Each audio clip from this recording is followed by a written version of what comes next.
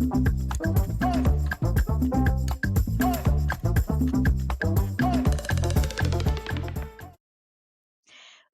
to Rocketships and Rosaries. Hi, I'm Raina, a Catholic engineer, and I've created this podcast to help other Catholic engineers, younger, older, college students, people already in the workforce, to help them to help share knowledge about engineering and also about debate.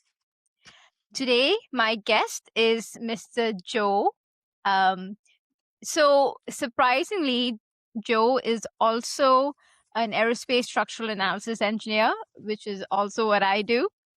I'm like so excited to talk to him today. And I will let Mr. Joe give a brief introduction about himself, and then I can get into questions and we can go off on all sorts of tangents. Mr. Joe? Okay, well, going back, I graduated University Texas A&M at College Station back in 1988, which seems like a few months ago to me in ancient history, probably to most of the audience. My degree was aerospace engineering, and I went to work for a very large aerospace company after that. I had spent a couple of years during college working for the Air Force as an engineer. Doing drafting repairs on B-52 aircraft, the G model, which is now retired. I first started my career as a liaison engineer, designing repairs on the factory floor. And because I was so impressed with the people I'd worked with from that company when I was in the Air Force, I knew I wanted to start liaison and move into stress, structural analysis for the viewers who aren't aware of that. That's you make sure the wings stay on. You make sure it doesn't crack like mad. And so 2 years later, I became, in 1990, a stress engineer. Then about 10 years later, I got my A&P license because I grew up in the Air Force, and my entire life has been aircraft from day one. And to get my hands on an airplane is just amazing. So I have my A&P license. I didn't get my pilot's license. And I've had the opportunity to work for most of the major aerospace firms in the country. Pick all four corners and everywhere in the middle. Awesome. Anything you'd like me to flesh out beyond that? I would like to know at what age or when did you know you really wanted to become an engineer? And then how did you choose your discipline? And you said you graduated with an aerospace engineering degree. So how did you choose that? Well, mine's kind of unusual because I'm the first person to go for, 3 years. I had an accelerated program because my father didn't have much money. It was 21 hours a semester, 18 in the summers. It was, my father got his degree through night school, basically. And so my father asked me, what do you want to do after school? And that was political science, because my goal had always been to go into the State Department and be an ambassador. That was not a popular answer. He would not pay for that. Since I didn't know people who'd gone to school, I didn't know I could work my way through school because my college tuition was $4 a credit hour. Texas subsidized it at that time, so it was relatively cheap. So I chose physics.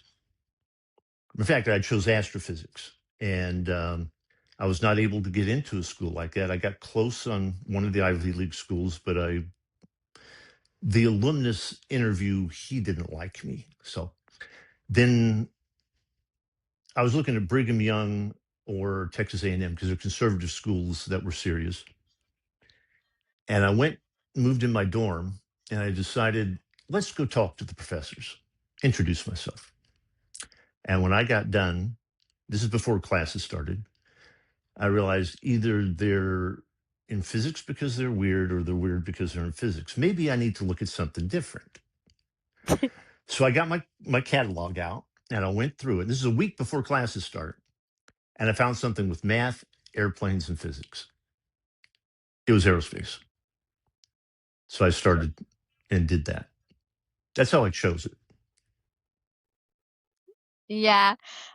It's so funny how I almost also went into getting a physics degree, but I just love like physics is mostly theoretical. I just love um the tangible aspect of engineering. Like you have a design and you bring it to life. So I'm glad I ended up choosing engineering. My path was slightly different in that I went to community college first, and then I went to a 4 year. And I like to talk to everybody who did everything because there are many ways to become an engineer, and I want to expose people to those many ways. Yeah. And because this is a Catholic podcast, um, I happen to know that Mr. Joe is also a Catholic, and I wanted to learn about his Catholic journey. Are you, Mr. Joe? Were you a cradle Catholic? Are you a convert? Please share that part of yourself. Well, every question you ask me ends up being more complicated than you would think it would be. I love I it. was, Let's just go into it because people, yes, there may be other definitely. people in your same boat. You know. I was born Catholic, in that now I was born overseas in a, you wouldn't guess the country, but I don't want to share too many personal details. And we had to evacuate on my first birthday. And my mother was pregnant with my sister, and she hadn't gotten me baptized because we lived on a military base. So when my sister was baptized, not too long after she was born, I was baptized at the same time in Louisiana. My mother's Cajun. Um, and so I was raised in the Catholic Church. Now, when I married my first wife, she was a non denominational Catholic, Christian. Um, and there's no way she was going to go to a Catholic church. And I thought it was important to have the whole family go to the same church. And so for the next 12 years, I only went to Protestant churches, non denominational, Baptist, um, free evangelical, believe it or not, an evangelical Mennonite, Assembly of God type churches. Wow. And I Okay. got to know their theology and their doctrine very well.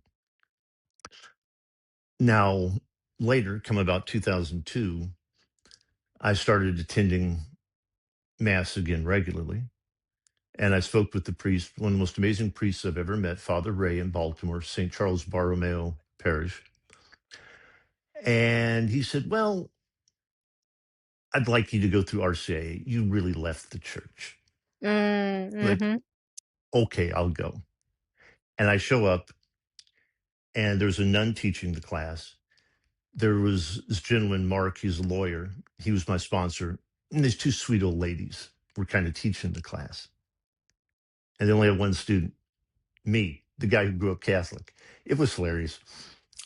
The nun and I used to argue all the time.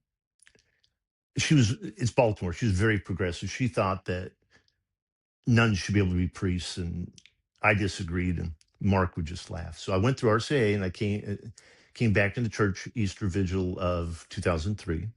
Wow. So I'm neither a cradle Catholic nor a revert. I call myself a hot and cold Catholic, but I really, really have evaluated the Protestant side very carefully because engineers and especially analysts are known to dig into everything. Um, so I hold that faith exceptionally strong. That's kind of my journey. And Nice. then I have three children. Um, my first wife, I told you, she was Protestant. One of my sons doesn't attend church. The other one became Catholic when he was in college. And in about 2 months, it'll be 4 years ago, he entered a monastery in Oklahoma. So he's a monk, Wow. a Wow. Benedictine monastery, Wow. which means I have very little contact with him, which is hard because we're close. Mm-hmm. And I have a daughter who hasn't graduated high school yet. So Ah. Okay. that's sort Um. of, So it's really interesting. I like the fact that you grew up Catholic, and oftentimes when I was in college, people are like, "How can you be religious and be in science, like getting a STEM degree at the same time. But like, I never saw a false, like, it was a false dichotomy. Like, of course, you can pursue knowledge and believe in God at the same time. Did you have that issue, or was it different when you went to college? I, growing up, I had a very large exposure to books, literature, science, and all that through my father. And I had a good understanding of what history really is, not the lies that are told all the time. Science and the scientific method were created by the Catholic Church. What the Greeks did, they took in. I mean, the Big Bang Theory was developed by a priest, as an example that people don't seem to know. And I've always viewed it, and I have one sister, I don't have any brothers. My sister had got her PhD in biochemistry. She never had a problem either because science is learning how to describe what God has created. When I look at a thunderstorm, the immense power of God comes through it. Look at the stars. When I was a kid, my eyes were good enough, I could see the Milky Way, and I miss seeing that. And I wanted to be able to describe it and know it. That's why I was interested. And somehow I knew at a young age, you have the physical and you have the metaphysical. Neither one can prove the other because they are entirely different things. So you can't say science proves God doesn't exist. That's an impossibility. Mm-hmm. Um, when you go through science as a believer, you're getting to know how God did things, how he set it up. And he created us with his curiosity. And I just, when I hear those comments, I just think, they let you in college? I thought you had to have a good IQ for that. Yeah. Honestly, I mean, Yeah. if you're intellectually honest with yourself, and the old adage, if you will, you never saw someone drop a bunch of glass and a vase appeared out of it. Science, how we've seen, has shown that everything tends towards entropy, which Mm-hmm. means it's disordered. Things don't spontaneously.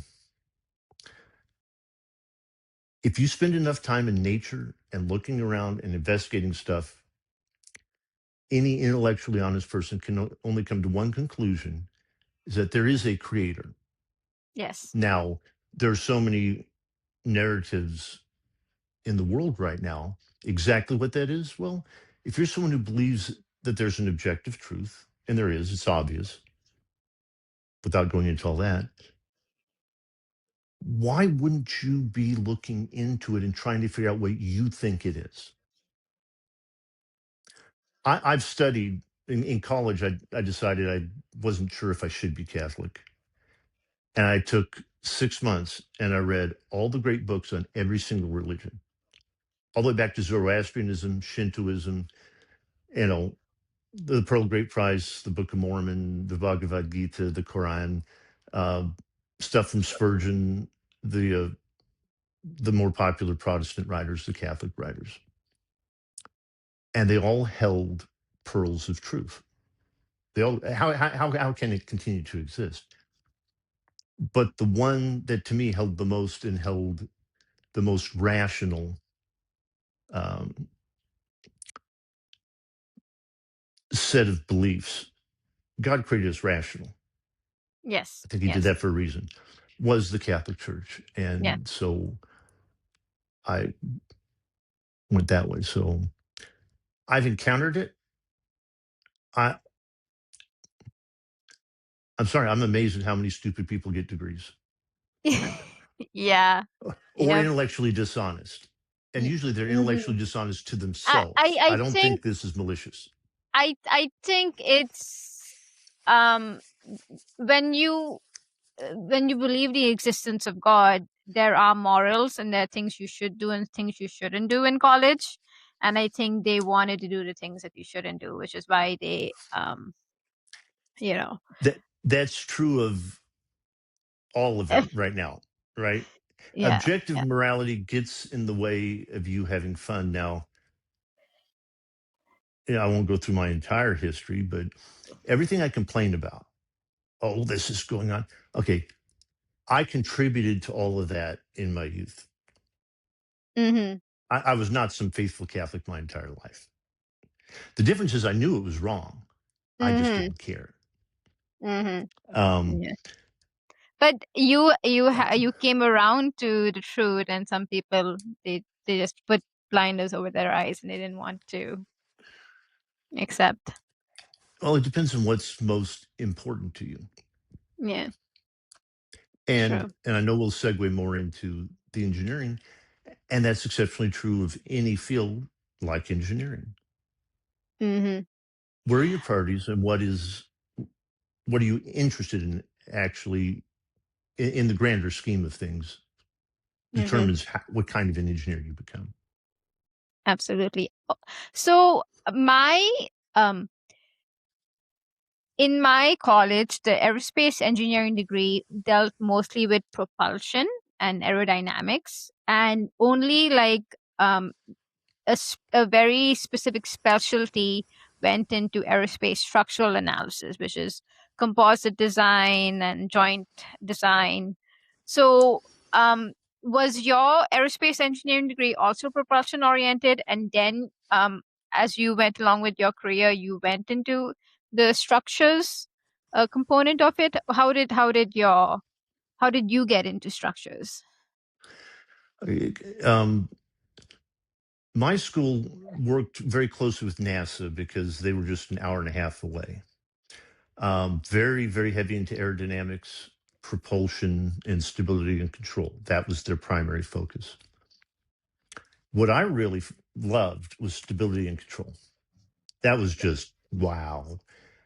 Unfortunately, I had a very, very bad instructor. Um, this instructor thought all Americans were liars and morons, and he was failing half the class. He got fired at the end of the year. Mm, And I realized I had a very poor background for that.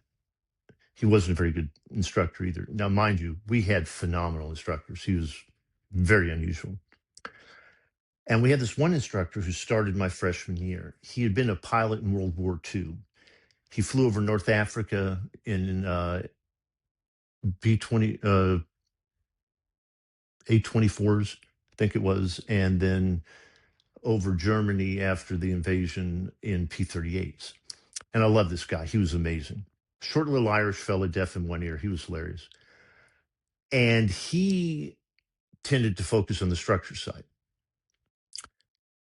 Now, when I did co-op with the Air Force, and that was structures because they were putting the rotary launcher for nuclear missiles into the B-52s ooh, at the time. Yeah, so it could carry 20 nuclear missiles air launched at the time. wow. That was Wow. 1986. A Yeah. B-52 could carry 20 nuclear missiles. Okay. Um, and so I started taking the structure stuff, and that was very much up my alley because I don't know if you've noticed this. I've had all the excellent stress engineers I've worked with. I bug them until they take a test. It's a left brain, right brain test. They're all dead center. Oh. Mm. Now the designers have had to take it. They're very left brain. Mhm. You have to be creative. Well, no, left brain is the not creative, not so creative. The Sorry. Sorry. yeah, Yeah. Yeah, yeah.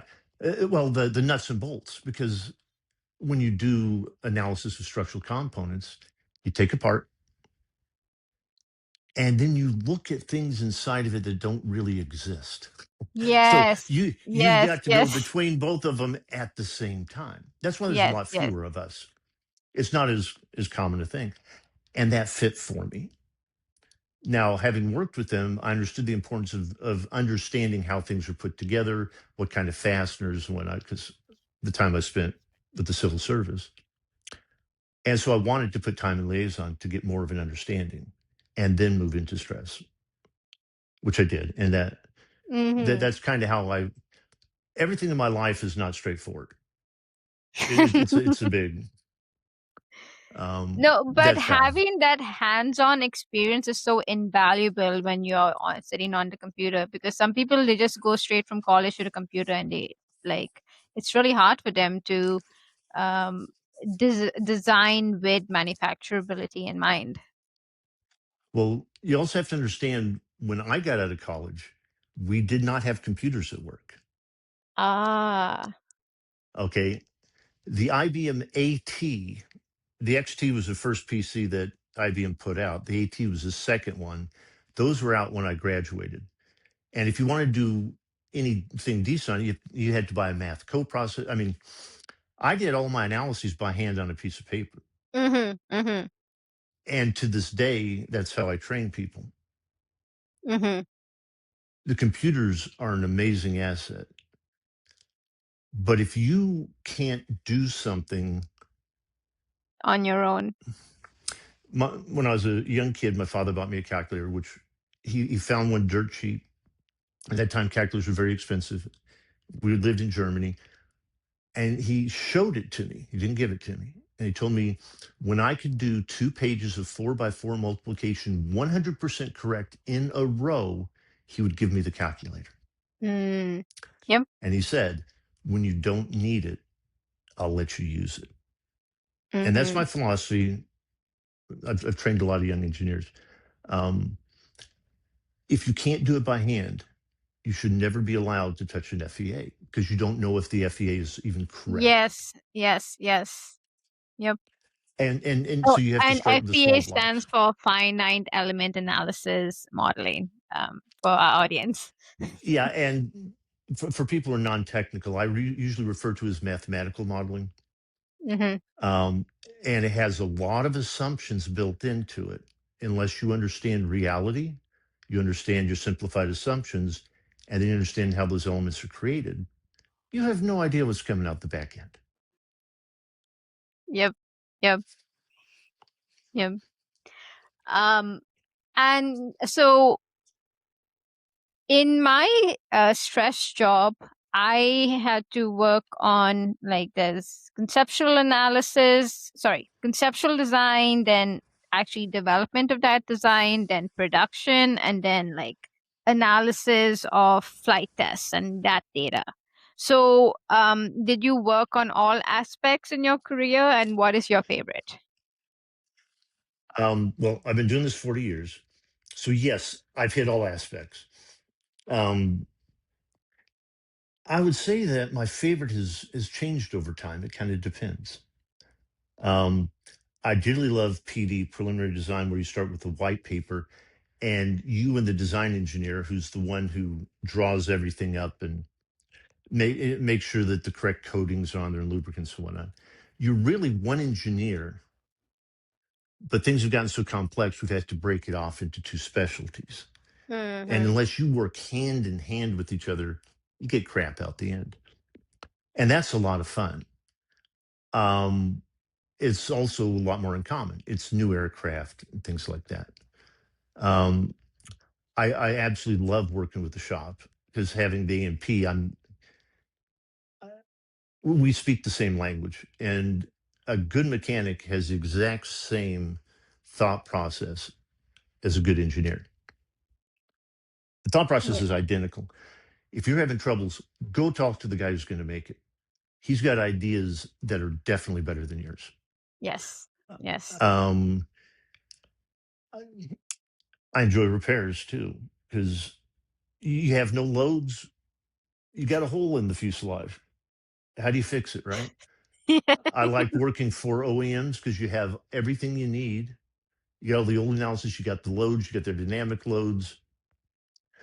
But it's fun when you're working for a small company that want to put an antenna on it. What are the loads? Well, grab your old Horner's fluid dynamic drag and calculate the loads on it. Yeah. Um, Yeah. I can't really, and I mean, I was a lead for probably a total of, I don't know, 15, 18 years. I was a manager for about 6 years all told. So I've hit all of them. But my favorite part of engineering the most fulfilling part has been working with the young engineers, the ones who are either in college or just out of college. And because when you get out of college, you have no idea what you're going to do. I mean, you don't know what it is when you get into stress. You have no idea. And to do anything well, you have to have the right mindset.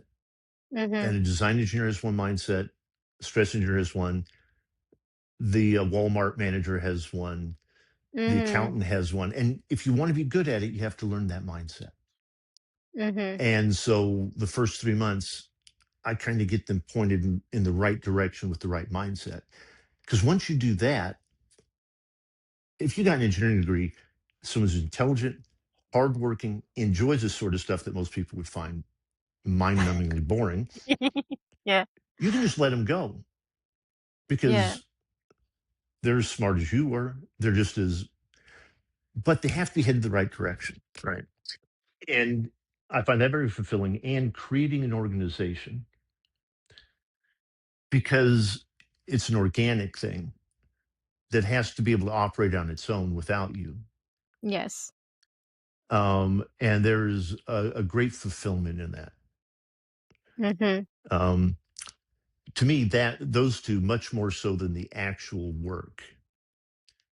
Now, I've had some work that was just you dream about it,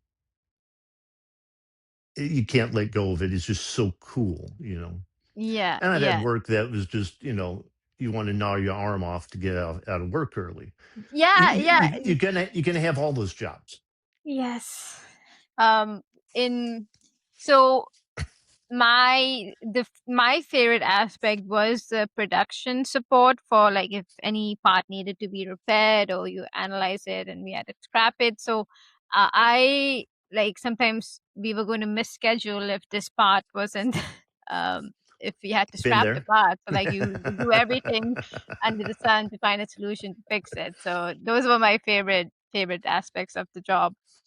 And my next question was going to be, what is the coolest project you worked on? But I understand that because of the nature of our work, which is proprietary, sometimes secret, we wouldn't be able to share all aspects of the projects we worked on. But do you have? Can you give us point us to a direction? Like, why was it cool to you? I can be pretty specific on this one because it was a while ago.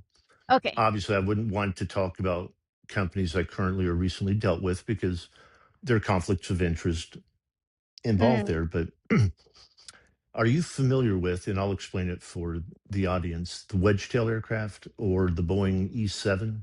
Not E-7. Okay, No, you'll have to explain that. there's a 737 that has an antenna on top. It's a 6,000 pound antenna, and it's an AWACS aircraft. Looks like it has a surfboard on top. Um, I started working on that after 9/11. I got laid off, and it ended up at Northrop, the old Westinghouse in Maryland. And that was a phenomenal structure. And Boeing had the airplane, we had the antenna. And the chief engineer was the most brilliant man I ever met. He explained to me how he came up with the concept. But basically, if I remember it right, when you turn it on for 300 miles, it was a synthetic aperture radar, and it mapped everything three-dimensionally. It could identify every car, truck, bicycle, airplane, boat, tag it, and then it would downlink that to a JSTARS, a joint aircraft that then would communicate that to everyone else. And I was the Ooh. manager on that. I had design, I had Oh stress, I my. had vibration and whatnot. So I Wow. got I got to get my fingers into so many pies. The structure Yeah. was phenomenal because we had to use some of the radar equipment as structure and qualify it. Wow. Um, Yeah. it, it was all electronic stuff. So you're the little guy in the room as far as you're working for an electronics company. Yeah. And it has been such a phenomenal project. I, I'm very proud of that. Now I'm very proud of my very first real stress job was on the original 777 on the engine strut Ooh, for the oh, G90. And I've worked wow. on most of the models of the 777. The old 737 NG, not the 737 Max, the one before that, Yeah. um, on the thrust reverser. So I tend to work propulsion probably 60% of my career. Um, One really cool one was a VVIP interior. So it's a business jet for a very, very important person. Is for a head of a country. It was a 747. Nice. I Yeah. was the lead on that. So you're touching every part of the plane. Yes. And Boeing doesn't give you the loads, and you can't mess up their structure, but they're not going to give you their notes. And so it was just really, and the group of guys working on that were just wonderful people. We had some great kids right out of college. We had some experienced guys, and they really did a phenomenal job on it. And that just felt so good working with them. Yeah, you know what my favorite part about this job has been is you're just surrounded by so many intelligent people. You know, that was my favorite part of the job. Yeah. That was mine too. Unfortunately, that's becoming less and less common in the industry. Some companies it's great, some companies it's poor. Mm. Some companies you got a lot of both. Hmm. um, if you do the research, and I have, a lot of these companies, over 40% of their stock is owned by asset managers like Mm. BlackRock and State Street. Now, tell you what, those kind of people are interested in the money that comes out. And I think that has infected our industry way too much Yes, I because understand. they don't tend to treat employees like human beings. That's very, Mm. very rare. Yeah. If you get a good manager, they'll ameliorate that a little bit. But that if it continues, that could be the death of our industry, I believe, because it used to be the founders owned it, and the founders knew the people were as important as the product as everything, and they just. But you don't see founders anymore. I mean, Elon Musk is a big Hmm. exception to that. Um, and we're now being run by asset manager types, and they help push the board of directors and they help push the senior management. And I've worked with many amazing senior management, amazing companies, but an engineering company to continue to put out good products and continue to have good engineers, it needs to act like an engineering company. That that is a very good observation because I remember 3 years ago I was talking to a VP in my company, and I was like, I thought the company cared about getting the engineering right, and he was like, no, we just care about selling this so that the customer buys more. It's like, but don't you want to get the engineering right? Yeah, But yeah. see, but So that's I that. that VP doesn't work for that company anymore, so I'm very happy. I'll just say that. Well, see, the thing is, in a sense, that has always been our struggle as engineers. Because if you give a job to an engineer, they'll work it forever to get it perfect. And well, you can't do that. There's got to be a point at which you stop, right? Because you spend too much money and now it's unaffordable, or you can't deliver it in time. So that's why standards were developed, right? That's why we have certain standards. And the standards are very, very important to meet. The number one standard that everybody does uphold is safety. Don't put the crew, the equipment, or definitely the customers at risk and safety. Mm-hmm. But there used to be, we used to have a lot of sayings. The younger generation doesn't play with English like we used to, but in the shop, they would say, tongue in cheek, just shoot the engineer and go into production. They're working the Ooh. problem too much. And you know, sometimes they'd be right. And you have to learn.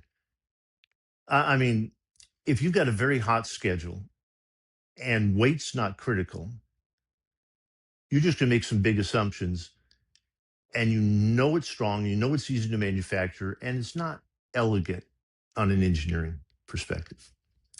Now take the 777. We were very weight conscious, and I put a lot of effort, and the structure is very elegant.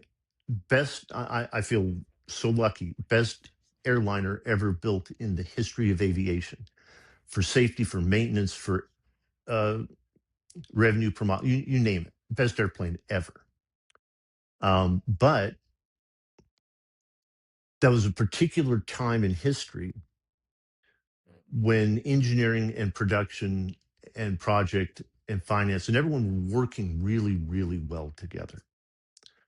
And over time, you see that shift and come back and shift and come back and whatnot. And it really depends on where you work, right?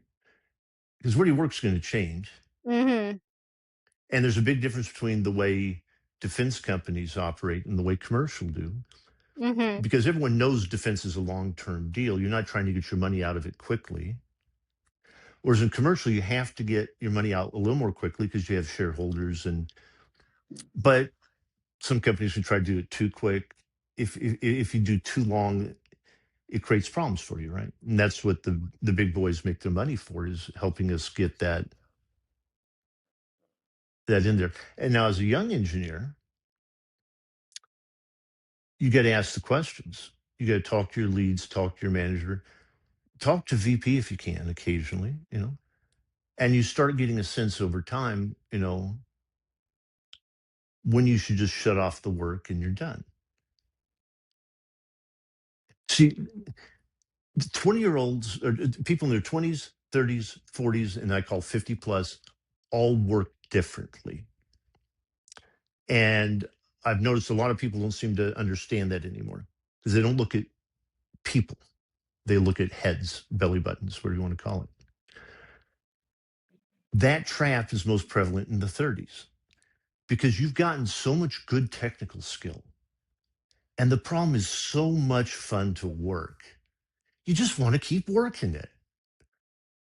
And Yeah. that's where the 40s will look at you and go, and I think you've done enough, Yeah. you know. Like, And that's why a good group has as many 20s as 30s as 40s. And 50 plus is a different sort of a role. And there's fewer because people change jobs or retire or pass away. mm-hmm. But I'm hoping as a young engineer, you want to be the best engineer in your company. Yes. Yes. And how are you going to do that? Well, every company is different, every person is different. You got to look, watch, learn more about it. And when you hit about in it's different in design and stress, but there comes a time between 10 and 12 years where things just sort of make sense on an overall level. Just one day you realize you understand how all these pieces are coming together. Mm-hmm. That's when you really start making money for the company. That's when you can Yes. really sell yourself to other employers. Mm-hmm. But do you want to get there? Do you know that's a place to get to? True. You don't get somewhere unless you're intentional and have a plan. Yes. Yes. That's why I'm creating this podcast. So to teach the younger engineers. Yeah. And that's why I'm absolutely tickled to death to be on this podcast. It's right up my alley for what I think is important and so good and kind of missing in a Yes. It way. I don't see it as it's what much as I I used to. needed when I was what I needed 10 years ago in college. And I'm a small operation, but I'm trying to do my best. Um I want to bring it back to the Catholic aspect. How is your Catholic faith and your Catholic disposition?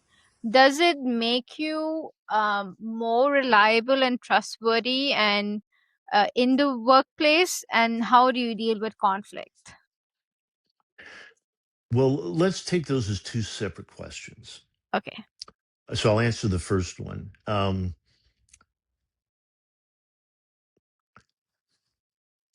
And there's two parts to that I think I'll kind of address.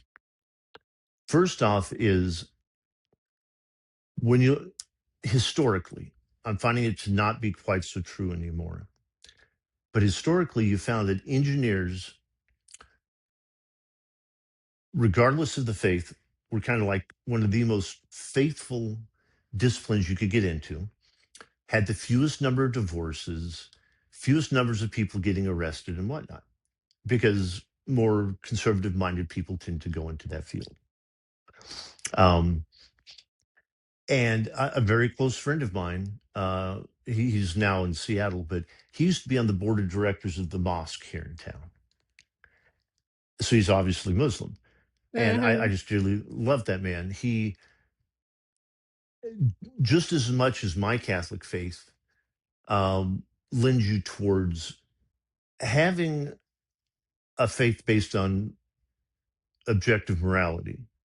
And as engineers, we have to deal in objective reality. In other words, you can't go, I think it still is a little stronger than they say it is. You're going to kill somebody. You can't do that. And that really helps. Now, as far as the Catholic side of it, one of the things I try to teach younger people is that there are three aspects of your job. And this will apply to any engineer in any discipline. You have the legal requirements. For me, it's the federal regulations for the aviation. It may be DOT or whatever. And then also you have labor laws and all that. But particularly as a young engineer, you don't get into that. But you have federal regulations, federal laws you have to comply with. Then you have the ethical obligations. And that's what the company tells you you're supposed to do. You have to wear safety glasses when you go out. You can do this, can't do that. But then you have the moral obligations because every human being has moral obligations. Now, if you're into moral relativity, that doesn't mean anything because it's just whatever. Now, as Catholics, that means something. Now, which of these is the most important? If you have no objective moral framework, the legal is because you don't want to go to jail. You don't want to be fined. You don't want to get in trouble. But I'll tell everybody the moral is your most important. Mm-hmm. And the moral covers a lot of the legal. I mean, morally, you can't put somebody's life at risk. You can't do something to compromise safety. But what does the moral tend to deal with? That's the human beings nearby. I always say the most important person right now is the person you can reach out and touch. They're human beings, they're children of God. The company is not employing an individual. They are, but not just that. They're also dealing with the security of the family. And it's become very popular now just to fire people with no notice. Mm. Back in Yeah. 2003, when I was at Northrop, before I was a manager, I was a contract engineer.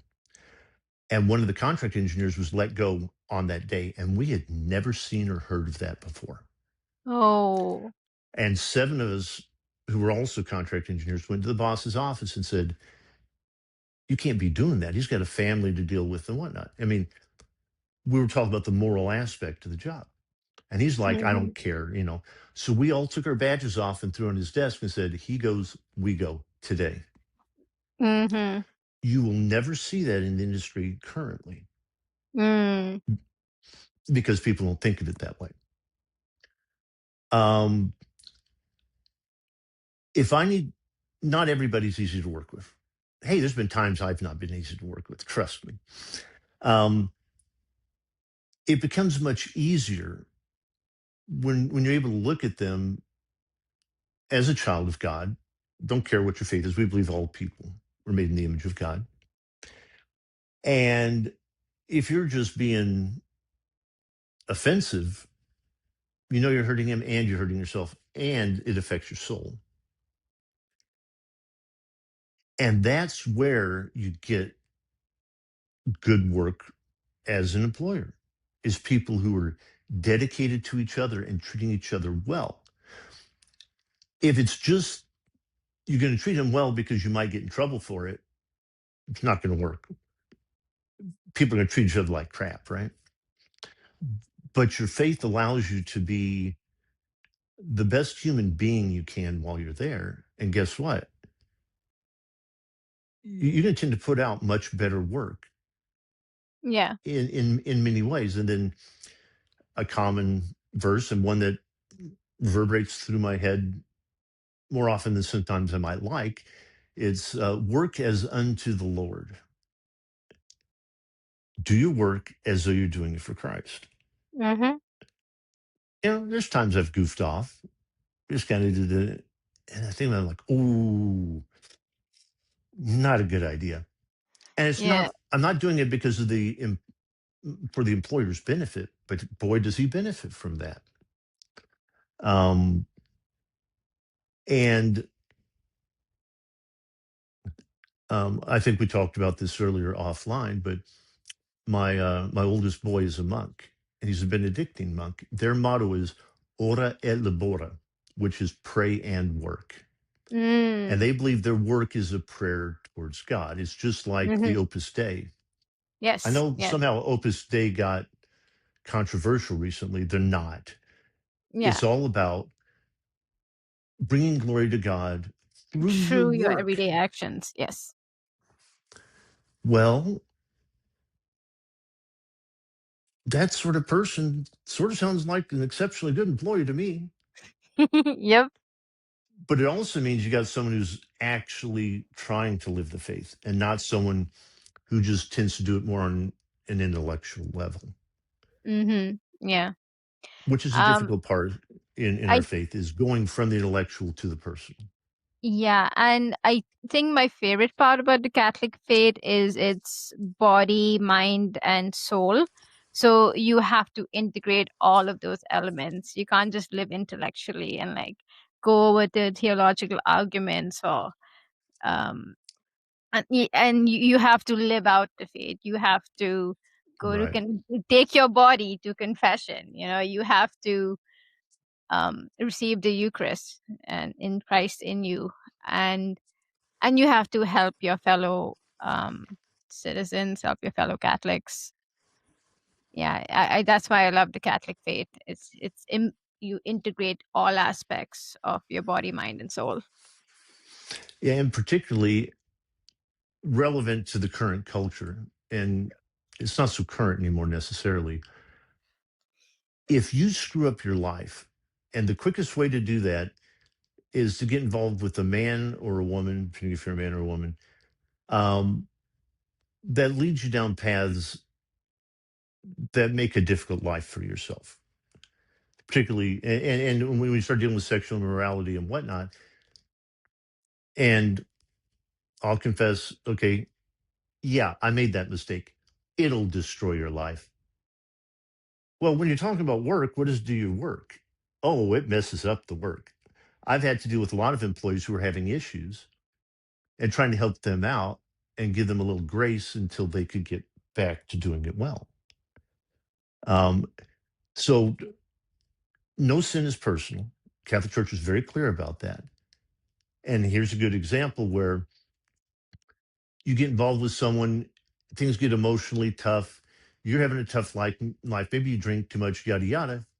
Your work suffers. All your coworkers, the bottom line of the company. Um, that's very important. Mm-hmm. My father was not a religious man. My mother was religious, but he ensured exactly what you're talking about because it's also consistent with the Greek method of education, body, mind, spirit. I had to be in sports all the time. I had to get good grades and study. I had to go to church with my mother and make sure my spiritual life was in. I was very lucky I got that as a young kid, and we don't teach the children that Mm-hmm. as often nowadays. But as Catholics at work, we can encourage each other into that. Yeah. And guess what? Everyone else is being helped by that too. Yes. Now, we're called to evangelize. We tend to look at that a little bit differently than some of the Protestant denominations. The early Catholic Church won over the Roman Empire, not with banners and slogans and all that. It was by their witness. They were the people you could always trust. They never stabbed you in the back. And when they started getting into positions of influence, because they were so trustworthy, people were like, I want to be like that guy. Well, you can do that at work too. I don't, Yes. being a Catholic, I'd say the majority of people at work don't know I'm Catholic. The ones around me do, because I happen to have a picture of a Sacred Heart up on my, and they know kind of what I do. Um, but it's a double-edged sword, because there's been times in my life I haven't been very faithful. I haven't been so nice to people at work, and I'm a bad witness as a Catholic. It's not being Mhm. Catholic, right? It's walking with Christ faithfully as a Catholic. Yes. That's Absolutely. good for your work. It's good for the people around you. Mm-hmm. And hey, I need all the help I can get. And if I can get help from my guardian angel and some saints that I am devoted to, and the Holy Spirit, and strengthened by the Eucharist, and calmed by adoration, because I need a lot of help. Sometimes that's Yes. not even enough. I can manage to screw things up on my own just fine. That was actually the next question I wanted to ask you as a way to end the conversation on a nice note. Who is your favorite saint and why? Or if you have a few saints or a couple of saints, you can also share that. Well, I have a particular devotion to the Sacred Heart of Christ. That's not a saint, but it's one of my devotions. And I can't say why, because it just started about 10 years ago or so. It just laid itself on me very hard. um, my name is Joseph, so I've always kind of thought of Saint Joseph, and I've always been known as a hard worker, and that's always fit in with the Saint Joseph thing. I don't tend to pray to him too much. I kind of identify more.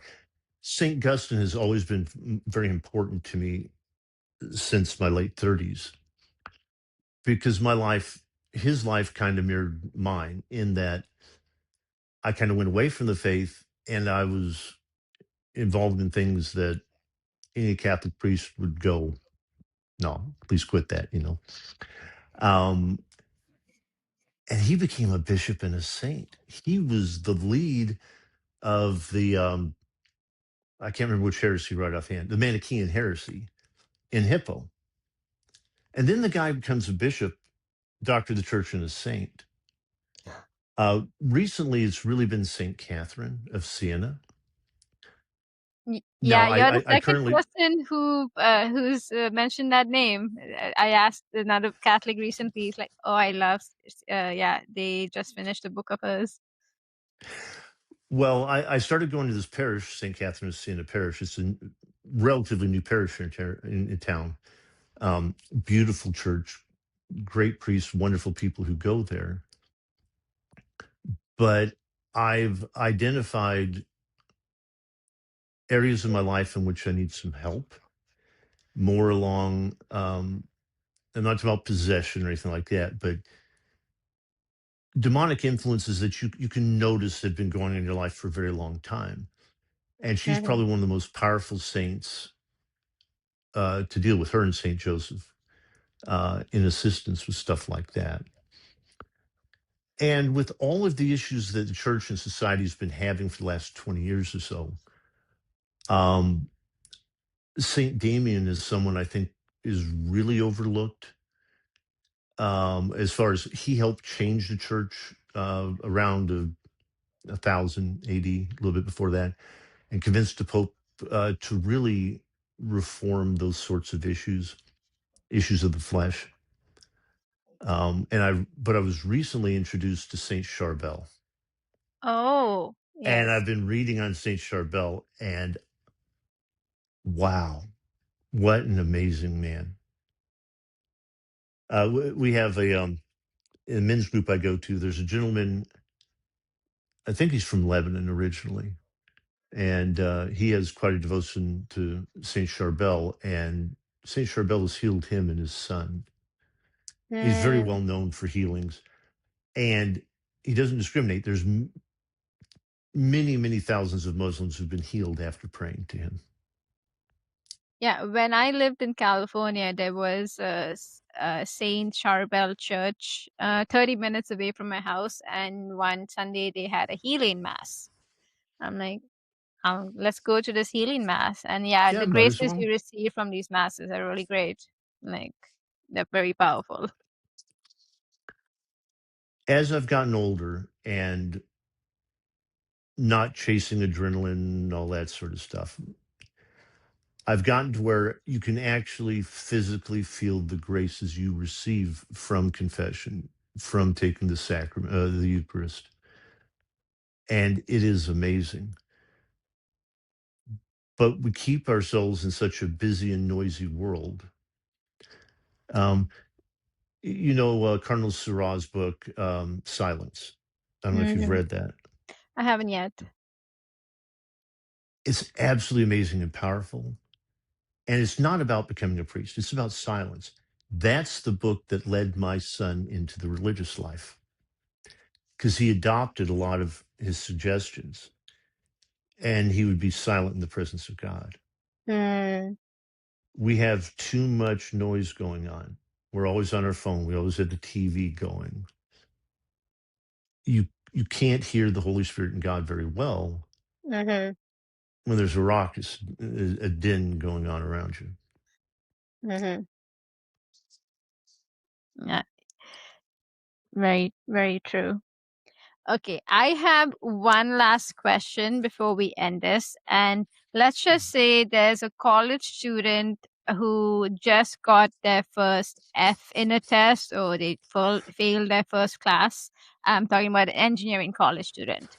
What advice would you give to this person to pursue in their vocation? And if you have any last words, you can share that too. Okay, well, I didn't get great grades in college. I was 50 centile. Now, my college graded very difficultly. We had one lady, and she got the highest GPA in her class, and I think she had a 3.1, maybe a Yep. 3.2. She's brilliant. She's trying to become an astronaut. She did flight training, gymnastics, and learning how to skydive, and did her homework on the side. Okay, aerospace homework is not easy. Just graduating is tough, and she was doing all this. So, um, but I failed one test. I never failed a class. Um, it was in orbital mechanics, I and I love knew I that. knew. Oh, I love orbital mechanics, Yeah, yeah. and I was very good at it. There's only like four questions, and one of them I blanked, and I never blank, and I blanked, and I knew I got the others right, but the way the grading was, I'm getting an F on it, right? Well, I got the test back, got an F, so I went to talk to the instructor. It was the gentleman who was the World War II pilot, Dr. McElmurray, great guy. He was Sally Ride's flight instructor, Mm. the first lady in space, first American in space. Um, he said, Joe, I know what you know. Yes, you should have gotten an A on it. I get it. There was very few questions, but you know what? I'm not going to change your grade. He said, you always do well. You got an F because you weren't prepared well enough. Make sure you learn a lesson from this and don't do it again, which kind of floored me because he's being nice, but he's giving me an F. And well, I changed the way I studied. I changed the way I prepared. And everybody takes tests differently, for example, or does homework differently. You've got to look and see What is it that prevented you? One time, I should have gotten a bad grade in a class, but I pulled it. I pulled it out at the last minute, and the reason was I had this sign over my desk. I'm not going to repeat it. It was a vulgar sign, and it was basically "screw this." And when I'd be doing my homework, I'd look up and go, "Yeah, screw this," and I'd go shoot pool or I'd go do this, right? And all of a sudden, I watched my grades drop. Um, because see, one person in our class might get an A. Ever. You didn't get more than one A in any class. So I was a BC student, which was good, very good.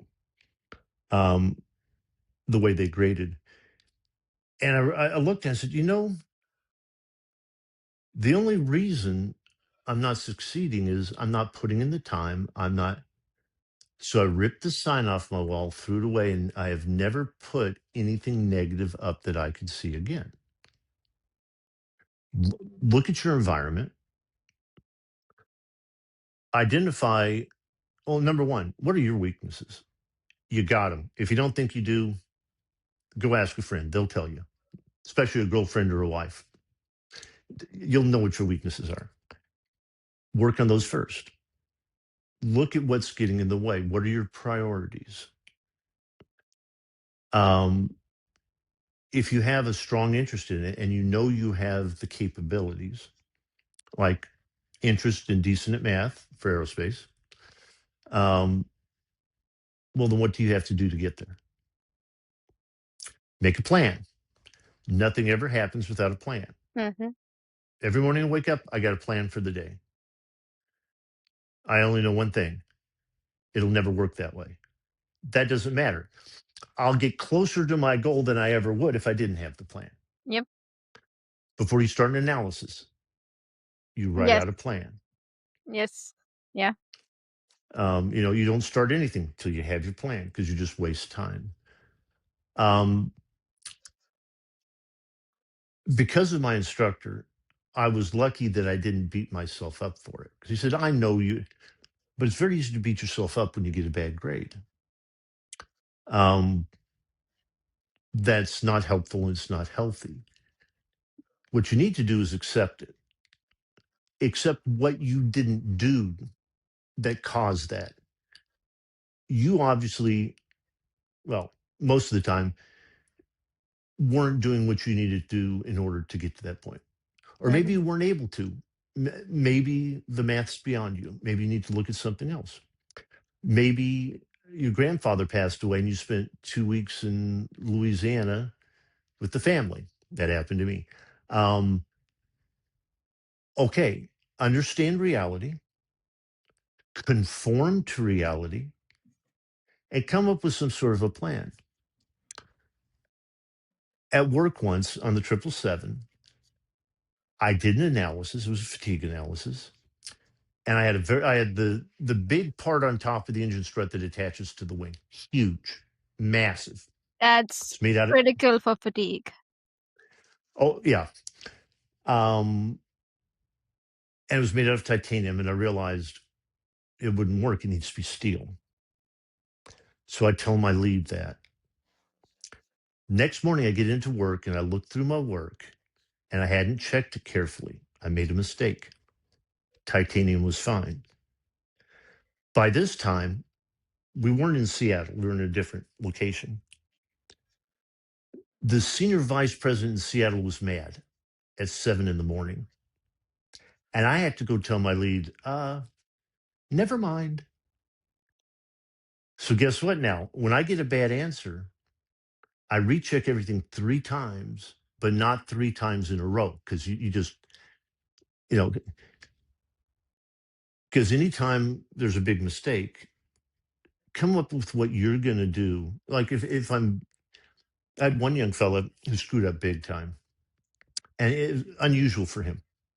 And I walked over to his desk and like, hey, I heard you screwed up. And his head just dropped. He felt so bad about it. I didn't want him to feel bad about it because you make mistakes. I said, well, at least I know one of my people here is working because you don't make mistakes unless you're working. Yep. But then I said, but I require one thing by the end of the day. Tell me what you're going to do to make sure that issue doesn't happen again. Mm-hmm. And I do that for myself. And so it's the same for an engineering student. It's the same for an engineer who makes a mistake at work. It's the same for a guy fixing a car who breaks a bolt head off. Come up with a plan, because if you make a mistake, any good boss or lead will blow it off. They don't care unless it's horribly stupid or unsafe. But if you continue to make that mistake, Yeah. you're proving you're not a good engineer. Do something to make sure you don't do it again, and find a way to give yourself grace and forgive yourself for it.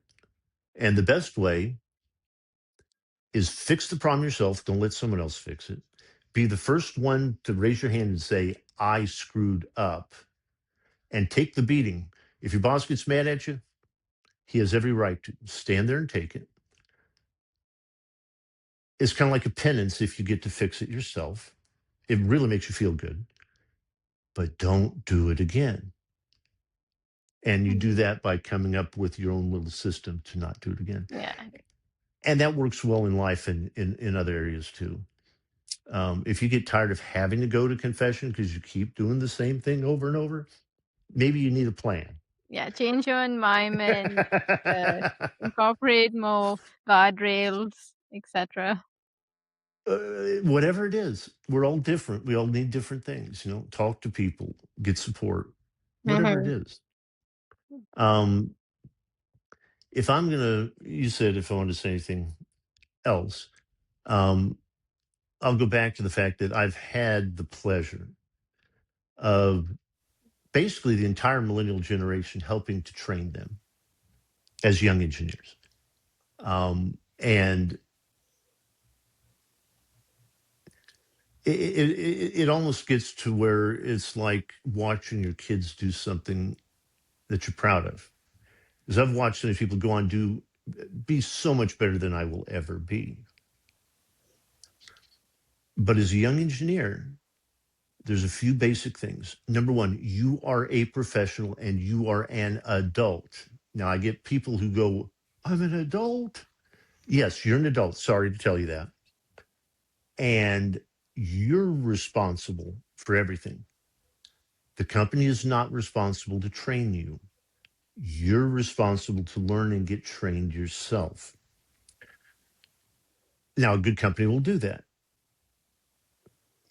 They're not responsible for giving you a good mentor. Now, I don't like that term, um, but it's the one people tend to use nowadays because a mentor kind of helps you go through and get promoted and whatnot. What you need is someone who will teach you how to think about the job, how to approach the problems. And it's your responsibility to go find that. And I find a lot of the young people just wait and they think it's the company's responsibility. Well, guess what? When you get laid off, that company is not going to try to help you get another job. You need to be marketable. And if you want to feel good about yourself and your career, it's when you do good work. So seek out people who are respected in what they do. And even if they're not approachable, even if they don't like you, don't care. Go talk to them. And I tend to ask young people this question. I've been amazed, but it's been 15 years. It's the same question, same answer. Outside of work, how much time do you do studying or looking up things in the field? Now, as an old guy who honestly knows a lot about a lot of this, it's not like you've got 5 years experience and you got to go learn all these new things all the time. I generally spend 10 hours a week outside of work on it. And a lot of people my age do that. I rarely find a young person who spends any time out of work because to do well at engineering, it is not a job. And most of the young people I'm finding nowadays tend to think of it as a Like job. a job.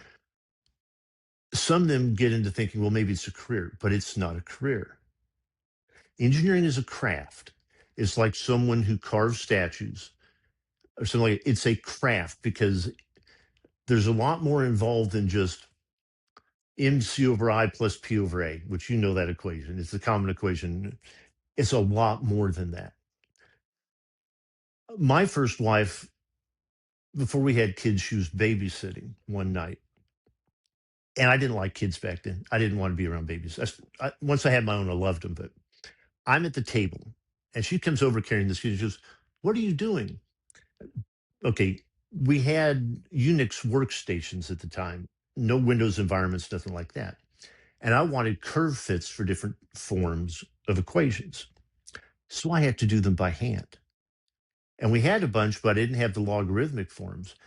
I Mm-hmm. was sitting there by hand. It was taking 7 sheets for every equation to derive out a least squared curve fit for these forms of equations.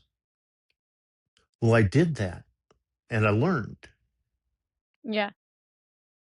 And if your job has you doing plastic bending and fatigue, and for example, you overhear that your friend is doing beam column analysis, this happened to me. I'm like, what's a beam column? I don't know what that is. Guess what I did? I took my textbooks, I went home, and I learned how to do beam column analysis off of the company's time. Now, when it came time to do it, I had to get the book back out again. I knew what it was. I knew I needed to do it. Why are you relying on a company who, in this day and age, feels no invested interest in you when you're going to get laid off at some point? I was like, I didn't get laid off for over 30 years. And then I stayed, I had like 6 layoffs in 8 years because the economy had gotten so bad. But I had prepared. I had a Mm-hmm. large toolbox. Yep. And don't forget the social toolbox. Yes. Yes. Um, for people who have, I do very well socially nowadays. I was very bad out of college. Very, very, very, very bad.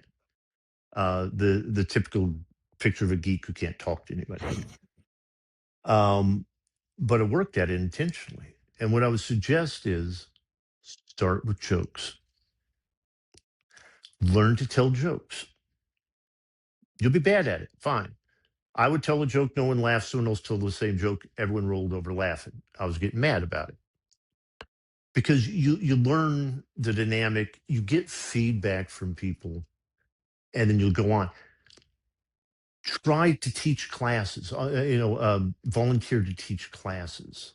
Mm-hmm. Do things like that because the social becomes just as important as the technical the further your career goes. But Yes, if you that's wait until you're incredibly 40 to important. do that, you're not going to learn it. Mm-hmm. After 45, you're done. What you've been doing is what you're going to continue doing. Yeah. So if you're not an inquisitive person who engages with people, you just stay that way the rest of your career. So the way our Mm-hmm. brains work. So in your 20s, work on it. And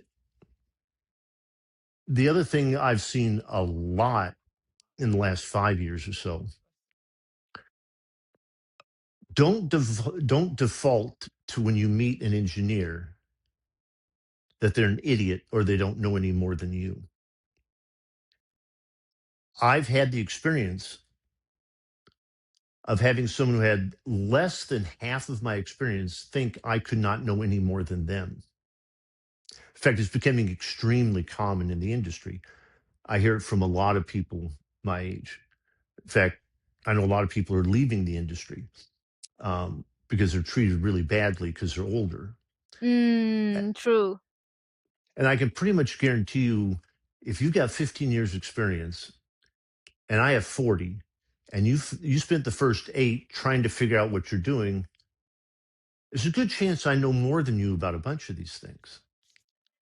But I'm also not going to go around trying to tell you what to do because you're an adult. When you want to know something, you'll ask. And if someone doesn't ask you, they don't want to know anyway. Don't make the always default to based on the year's experience, they're probably this good. No, they're a good engineer. Let them prove you wrong Yes. instead of the other way around, which the norm nowadays is people tend to think people are idiots and they can't know any more than they know. I've Uh, seen I, that a lot. Yep. And Yep. you don't learn when you do that. Mhm. Yep. Um, but always, always, always treat people like human beings. Yes. Yeah, And my absolutely. best suggestion for that, every morning, everyone you see that you know, look at them and say, "Good morning, Lisa." Use their name. Validate them as a human being every morning when you meet them. They'll feel it, you'll feel it. Because what we call teams nowadays is groups of people. That's not a team. A team Mm. of people who are invested in each other's outcomes, Yes. That's the theme. not the product. You get the great product because you have a team.